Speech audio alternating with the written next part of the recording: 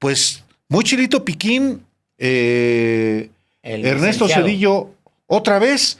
Y es que Ernesto Zedillo dijo esta mañana a través de una carta, pues que la presidenta Claudia Sheinbaum respondió a su entrevista en la revista Nexos y a la publicación de su ensayo en la revista Letras Libres con calumnias e insultos. En un tono retador, Zedillo propuso auditar un conjunto de proyectos emprendidos por el gobierno de López Obrador, como ese aeropuerto de primer mundo, como él lo llama, que se canceló en Texcoco y que iba a edificarse, había comenzado a edificarse en el lecho de lo que fue el lago de Texcoco. También retó a la presidenta Claudia Sheinbaum a auditar la refinería de Dos Bocas y también al tren Maya, Alejandro.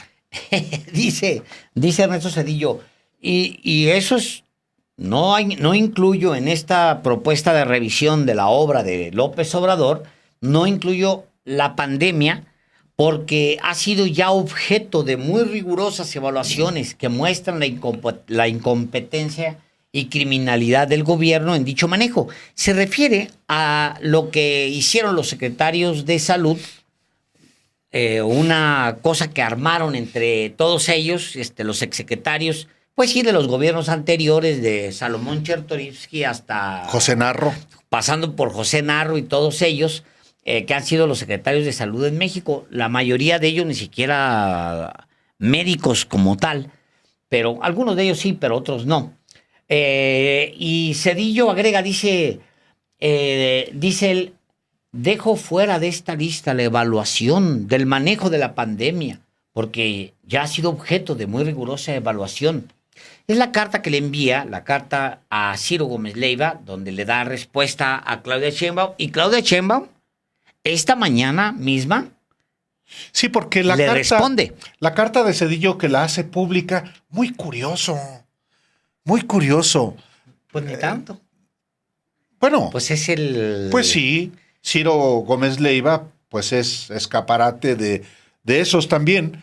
Y casi de inmediato, la propia presidenta de México, Claudia Sheinbaum, en su conferencia de prensa de la mañana, pues le respondió a Ernesto Zedillo y dijo que a partir de mañana informará, por ejemplo, sobre el FOAPROA, que pues rescató a las élites en la crisis que estalló en diciembre de 1994 y que el PRI y el PAN pues avalaron el 12 de diciembre de 1998.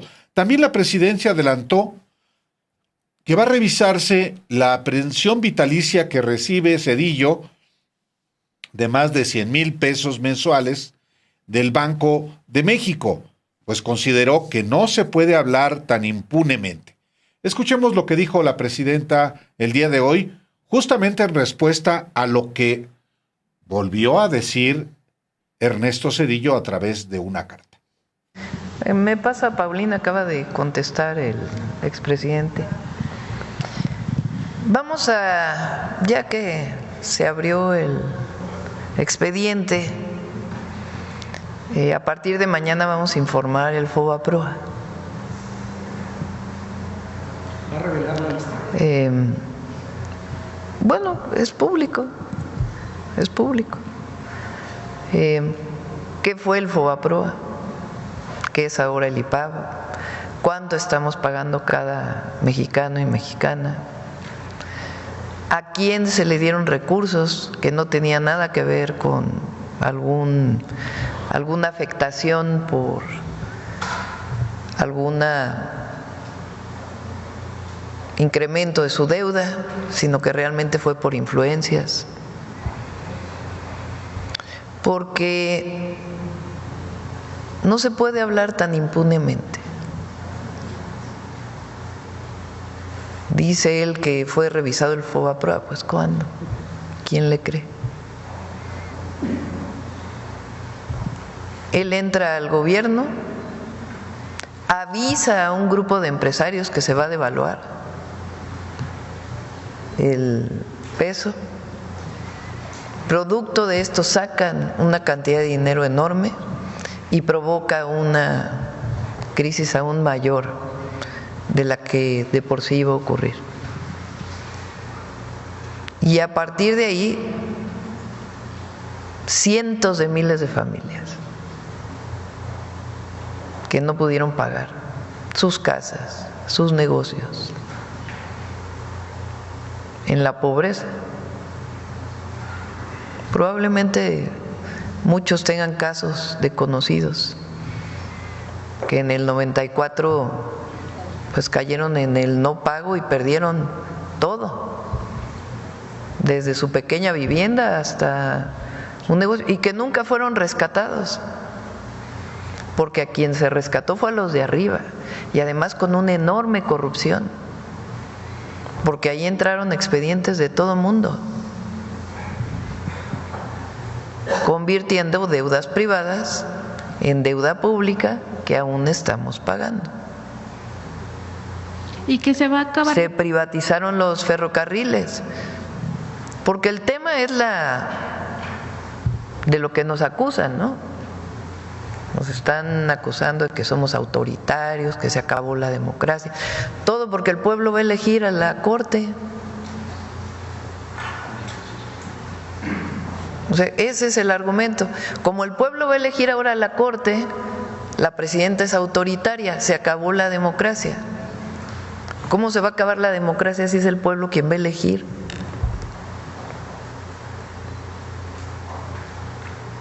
El manejo de los recursos públicos, nada más empecemos por ahí. Y después las masacres que ocurrieron durante su sexenio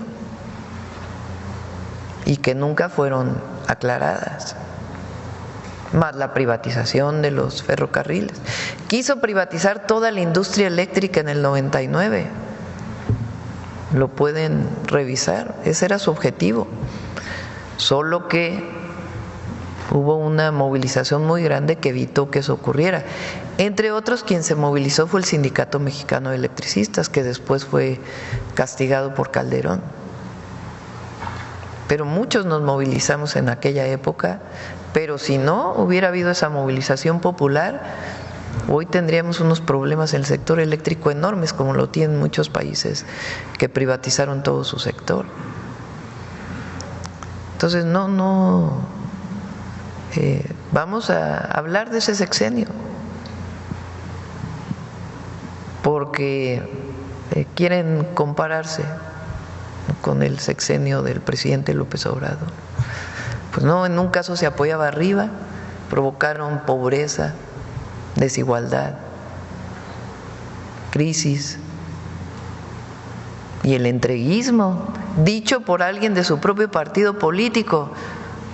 El que era el candidato del PRI lo acusa de entreguismo, de que en realidad la supuesta transición a la democracia estuvo pactada con Estados Unidos cuando se le prestó a México 50,000 millones de dólares, provocado por la crisis que venía desde Salinas. Un modelo que fracasó.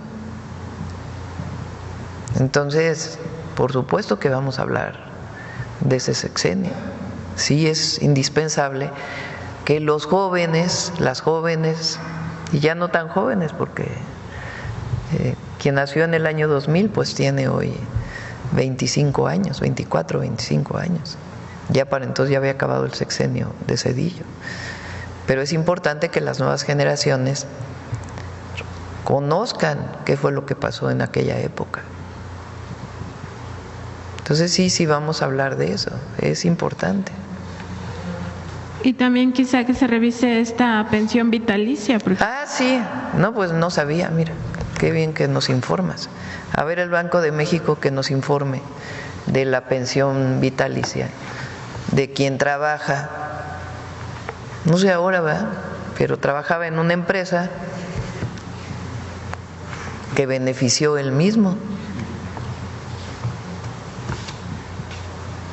Y también recordar que el FOBAPROA se va a acabar de pagar, según estimaciones de la Auditoría Superior de la Federación, hasta 2042, es decir, van muchas generaciones que han tenido que cargar con este costo del rescate de los de arriba. Y dicen que, o sea, su argumento, el de ellos, es que no había de otras. Sí, sí había de otras. Rescatar a los de abajo, no a los de arriba. No hubieran perdido sus casas, sus negocios, y no irse arriba, y además con una opacidad tremenda. Dice ella, plantea la presidenta de México que Ernesto Zedillo le avisa a empresarios antes de devaluar, lo cual, pues obviamente es atentar contra el peso. Obviamente es una conspiración contra la propia moneda nacional. Es muy serio lo que plantea la presidenta de México. Lo dice también, lo vi recientemente en un texto de Nancy Chávez, aquí en Sin embargo, perdón, Nancy Gómez, no sé por qué le puse Nancy Chávez, Nancy Gómez, donde habla Óscar Rojas, doctor en economía, dice, el error fue que Zedillo le avisó a los empresarios y a los privados su intención de devaluar. Lo que vimos es la demostración de que el sector privado, nacional y extranjero, no tiene otro principio que las ganancias inmediatas, y en ese momento lo que sucedió fue, de frente a la necesidad de que se estabilizara la macroeconomía de lo público, el interés privado de esos capitalistas, dice en este texto. Es muy, muy grave lo que señala. Es un texto que nuestra compañera Nancy Gómez hizo a 30 años del error de diciembre de 1994. Pero quien hace la imputación directísima de que Zedillo dio información privilegiada a un grupo de empresarios sobre la devaluación que venía es nada menos que Carlos Salinas de Gortari, en su libro Un paso difícil a la modernidad. Salinas, en ese libro, que es un mamotreto, narra todos los acontecimientos que se dieron, obviamente su versión, previo a la toma de posesión de Ernesto Zedillo, el 1 de diciembre de 94, y posteriores, pero se detiene particularmente en justamente una parte que él dice así: el gobierno concedió a algunos empresarios información privilegiada sobre la inminente devaluación, y se refiere a Jaime Serra Puche y a Santiago Oñate Laborde, en aquel momento miembros del gabinete de Ernesto Zedillo, y escribe lo siguiente Carlos Salinas: los representantes gubernamentales no tenían una posición bien acordada entre ellos, por eso no presentaron una postura de gobierno sino una opción. Se refiere a una reunión que hubo supuestamente para revisar, bueno, que hubo con el sector empresarial y con el sector obrero para un pacto en ese diciembre de 1994. Y ante la debilidad de la propuesta gubernamental, escribe Carlos Salinas, los intereses empresariales operaron a sus anchas. Los empresarios preguntaron qué sucedería si la apertura de la banda resultaba insuficiente y no resistía. Ante este cuestionamiento, la representación gubernamental respondió que en ese caso la apertura podría irse más arriba, prácticamente sin límite, el tipo de cambio ya no tendría límites, se dejaría a su libre flotación. Es decir, los funcionarios aceptaron ante ese pequeño grupo de empresarios que el gobierno estaba dispuesto a operar una devaluación. Agrega Carlos Salinas, esta información resultó letal, pues los empresarios la utilizaron para cubrir sus deudas en dólares. Aquellos dirigentes empresariales supieron en ese momento que el gobierno estaba dispuesto a devaluar más allá de lo permitido por la banda. Sin embargo, los empresarios insistieron en evitar la libre flotación. Ante el rechazo de los sectores empresarial y obrero, y ya en la madrugada, los representantes del gobierno federal y del Banco de México comunicaron a los sectores que la comisión había decidido atender el rechazo a la propuesta de flotación. En su lugar, propusieron el acotamiento de la devaluación al 15% mediante la elevación del techo de la banda para defender las reservas internacionales del país. Y entonces, la madrugada del 20 de diciembre, se anunció de manera oficial el acuerdo tomado por la Comisión del Pacto: abrir la banda de flotación en un 15%. En el documento que se ofreció a la opinión pública, se afirmaba que la inestabilidad cambiaria obedecía a una enfática amenaza de inminente violencia formulada por el EZLN. Poco después, esa mañana, Serra acudió a los noticiarios de Radio y procuró aclarar que se trataba de la apertura de la banda y no de una devaluación. Sin embargo, desde finales de 1987 no ocurría una modificación de la banda de esa magnitud. Y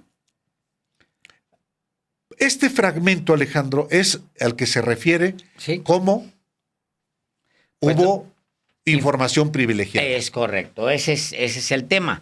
Entonces, lo que hace Ernesto Zedillo, Álvaro, es básicamente informarle a un grupo de privilegiados, como los llamas, a una élite empresarial, le dice: cúbranse ustedes y jódanse todos los demás. Así es, tal cual. Porque en la medida en la que ellos, los empresarios, hacen coberturas, o sea, pagan pesos para hacer una cobertura de sus deudas en dólares, inmediatamente se da la devaluación. Eso es la devaluación, básicamente. O sea, hay una corrida contra el peso encabezada por ¿quiénes? Por la élite a la que Ernesto Zedillo informa. O sea, eso es fraude. Básicamente lo que comete Ernesto Zedillo. Ahora, por eso dice Carlos Salinas que entre el 19 y el 21 de diciembre de 1994,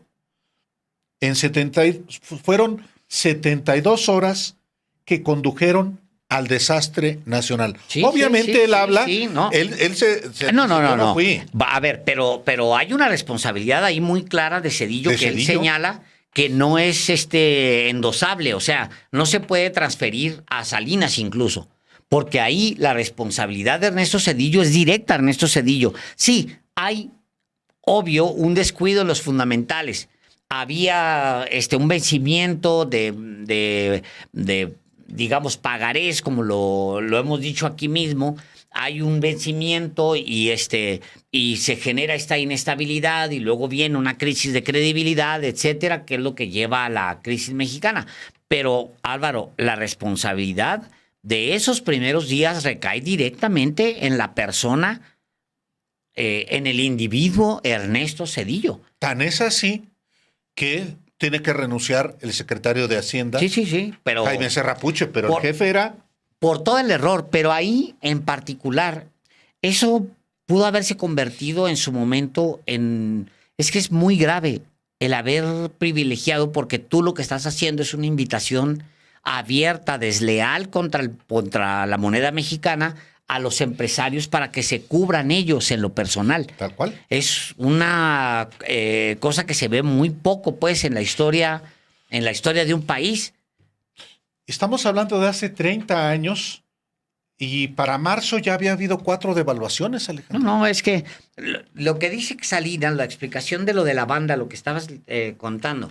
O sea, lo que había hecho el gobierno de México era mantener una banda. ¿Cómo la mantienes? Pues bueno, le tienes que meter dinero. Para que se mantenga para la estabilidad. Le pones un alto y un bajo al tipo de cambio. Entonces mantienes en esa banda y te cuesta que suba la presión de la moneda, que suba y tope la banda, porque para mantenerla ahí le tienes que inyectar al mercado dólares de los tuyos, de la del reserva, Banco de México, del claro. Banco Central, le inyectas dólares. Entonces, para mantener esa banda, ahora, lo que hace Zedillo es abrir y pues dejar que la moneda naufrague, pero el naufragio es para los mexicanos, para el mexicano de a pie, digamos, porque a los que cubre es a los que defiende hasta el final. Por eso él piensa que es tan bienvenido cuando llega a México, porque se imagina él que va a salir los empresarios a los que él benefició, ese 1% al que él le dio información privilegiada y luego después rescató con el FOBAPROA. Él se imagina que ese 1% va a ir a recibirlo al aeropuerto y le va a aplaudir mientras va bajando del avión. Pues está muy equivocado, porque eso está desmitificado completamente en los últimos años. Eso no es así como él se lo imagina. Ahora, ¿por qué las publicaciones, estas dos publicaciones, se concentran, Álvaro, en... ¿por qué le abren, pues, la puerta? Nexos y Letras Libres. Y Letras Libres le abren la puerta a Ernesto Zedillo. Uno, obviamente está organizado así. Creen que va a ser un madrazo. Una bomba. La bomba la traen ellos. Van a una entrevista y luego, ¿qué le parece, doctor Zedillo? Si en Letras Libres la entrevista y luego acá en Letras Libres el ensayo y acá en Nexos una entrevista donde hablemos de cómo la deriva autoritaria y demás. Claro, dejan de lado todos los demás temas del sexenio de Ernesto Zedillo, la verdadera herencia de sangre de Ernesto Zedillo. ¿Por qué estas dos publicaciones toman eso? Bueno, porque tiene mucha congruencia, porque esos son ellos. Y eso han sido durante mucho tiempo. O sea, hay que recordar que las dos publicaciones, se trata de publicaciones que siempre han operado permanentemente en contra de la izquierda. Decías tú ayer, desde 1988, decías tú. Sí, sí. Yo lo recordábamos en Radical. Yo decía, en el último tramo en particular, se concentra en los más mucho, recientes 20 años hablas tú de...